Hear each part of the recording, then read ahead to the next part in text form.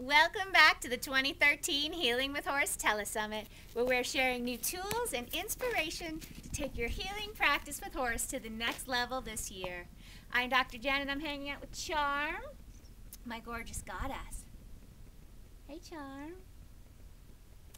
Our session today was with the wonderful animal communicator and horse healer Margrit Coates over in the UK, and she was sharing with us straight from the horse's mouth what the horses want us to know about partnering with them for healing humans. And she shared with us a lot of really interesting things, but one of the things she shared that was really cool was how she first started to realize that horses wanted to help humans. And she started to get this idea in the beginning of her animal communication career. When she would have sessions, the horses wouldn't always just talk about what was going on with them. Very often they wanted to talk about what they knew about the human's life and the suggestions they had to help the humans. And so right from the beginning, she started to become aware that the horses really have some opinions and suggestions about how their human companions can improve their lives. And so I think that's just a really beautiful understanding about how the horses are tuned into us. They often know us better than our best friend, and they want us to improve our situations. But as Margaret got into looking at this world of healing with horses and just keeping horses in general, she discovered that often people weren't paying attention to 3 areas that the horses really need for their well-being. And she wanted to raise awareness for horse facilitators that we really need to be checking into these 3 areas before we ask horses to partner with us for healing. Right, Charm? We need to ask about pain. Do they have pain? And can we help them with some pain issues? How do they feel about their lifestyle? How they're being kept, where they're living, who they're living with, what they're eating, that sort of thing. Is it conducive for their own well-being so that they want to help others? And then 3, what they're doing for work. Are they happy with it? Typically, work in this case means what they're doing in riding. Is it something that is pleasing them? Is it going well? Or things like that. Creating well-being for them, creating that space where they want to give back. Right? And if we're going to honor our horse friends, we need to check in on those things. But above that, even after that, Margaret has a really important message for us to consider, Charm, about who are you? Margaret wants us to start asking our horses, who are you? And really listening to the answer. Right, Charm? Yeah, because that's when we tune, when we still our mind and open our hearts and ask that question, who are you? That's when the horses can start to offer us healing energies.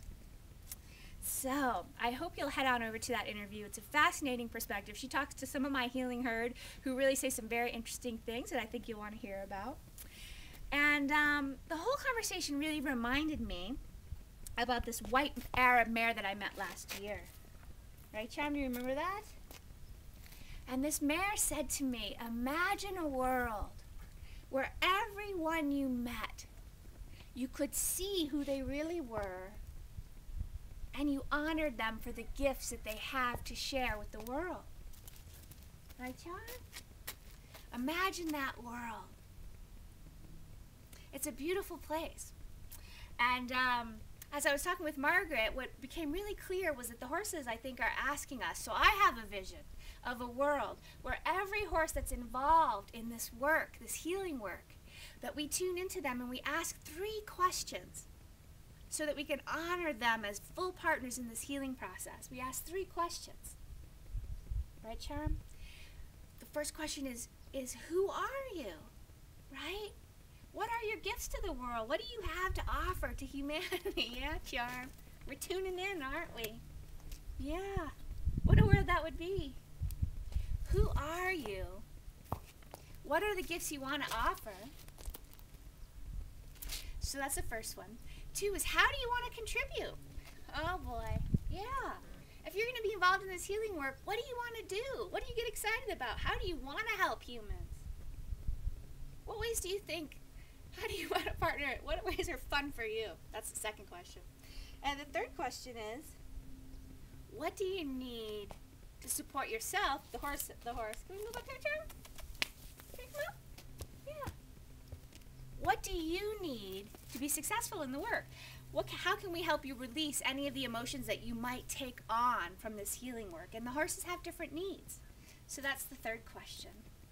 What do you need to release anything that you take on in this work? And so I really invite you, if you're not at this point yet where you can actually hear the animal's answers to those questions, then find an awesome animal communicator.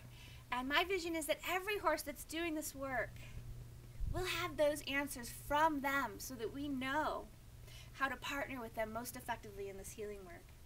Who are you? How do you want to contribute?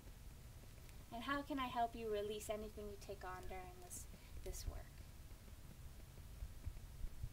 So thank you, Charm, for being with us and doing this healing work with us. I encourage you to know those answers for all of the horses that you partner with. And until next time, may the heart of horse be with you.